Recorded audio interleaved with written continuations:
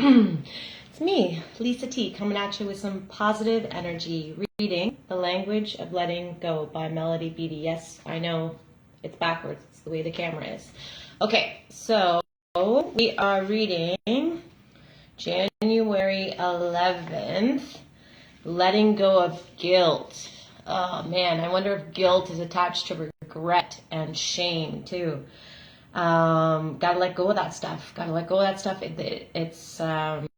Guilt is a useless thought pattern. It doesn't serve us in any way. It's not trusting. If we're in guilt, we're not trusting what's just happened. We're not trusting higher powers that they're in control. We're wanting control back. We're wanting to make things our way and redo the past, which is impossible. All the money in the world cannot bring back yesterday.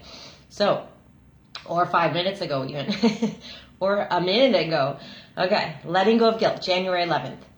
There's a good trick that people in dysfunctional relationships use, said one recovering woman. The other person does something inappropriate or wrong, then stands there until you feel guilty and end up apologizing. So a person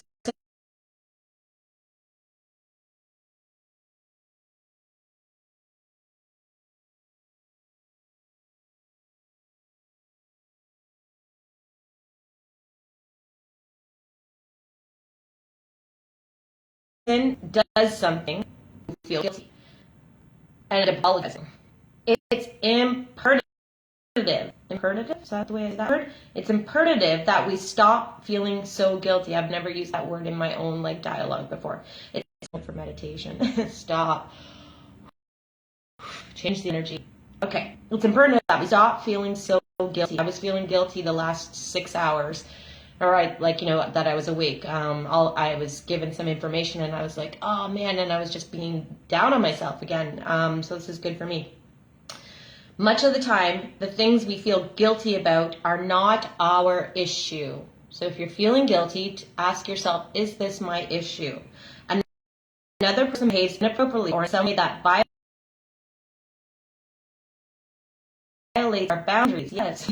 We challenge the behavior and the person gets angry and defensive, then we feel guilty.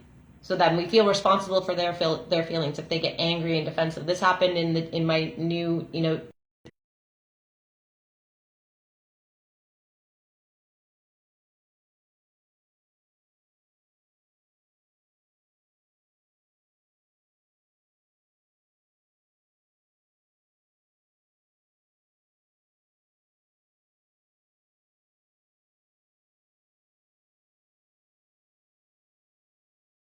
couple months of dating, there was someone back of ourselves. Yup. Okay, so feeling guilty, we got to stop that and then remember, no, I got to take care of myself. I cannot feel guilt. I need to be proud of myself for taking care of myself, and then know that I'm setting a boundary. Period. The end.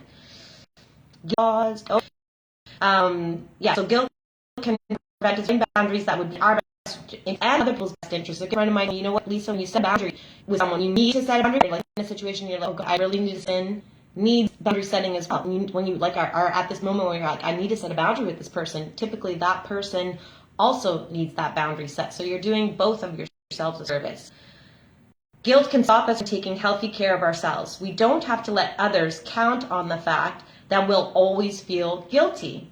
We don't have to allow ourselves to be controlled by guilt, earned or unearned. Don't allow guilt to control you. Don't let it stop you from setting boundaries. Don't let it stop you from taking care of your needs. We can break through the barrier of guilt that holds us back from self-care. Push harder. We are not at fault, crazy, or wrong. There's an epidemic out there, Dr. Phil tells me, of narcissism. That's where someone else makes you feel like you're crazy for thinking or feeling the things that you're thinking and feeling in a moment. When you're trusting your gut and you speak about it, and then someone makes you feel crazy about it, or you're delusional.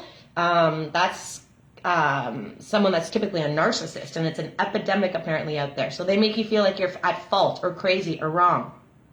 Don't. You need to push harder to take care of yourself and not let guilt drive you.